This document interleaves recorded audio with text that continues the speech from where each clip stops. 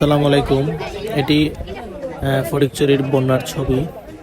ফটিকছড়িতে যে জিনিসটা আমি সবচেয়ে বেশি উপলব্ধি করলাম সেটি হলো যে ফটিকছড়িতে অনেকেই স্পিড বোটগুলো কিংবা কাঠ বোটগুলো নিয়ে এসছে, কিন্তু ওগুলো প্রপার ইকুইপমেন্টের কারণে ট্রাক থেকে আনলোডিং করতে পারছে না। সেক্ষেত্রে ছোট বোট নিয়ে গেলে আমার মতে খুব বেশি ভালো হয়। আর বড় বোট নিয়ে গেলে লোডিং এবং আনলোডিং এর ইকুইপমেন্ট যদি সাথে নিয়ে যাওয়া যায়, ওই টাইপের যে গাড়িগুলো পাওয়া যায়, ওগুলো নিয়ে গেলে তখন সেক্ষেত্রে আর অসুবিধার সম্মুখীন হতে হবে না।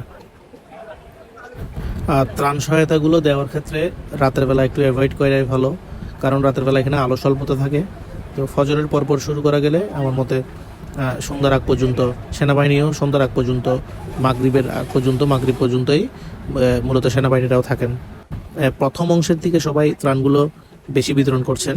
তো ভেতরের পর্যায়ে আর কি ভোজপুরের দিকে সম্ভবত ওখানে অনেকগুলো ফ্যামিলি, ওখানে খুব কম ত্রাণ যাচ্ছে আর কি, যেহেতু খুব দুর্গম এলাকা, রাস্তাও ভাঙ্গা এবং বোট নিয়ে যেতে খুব কষ্টসাধ্য হয়ে যাচ্ছে। তো একটু ভেতরের দিকে যেতে পারলেই খুব বেশি ভালো হয়।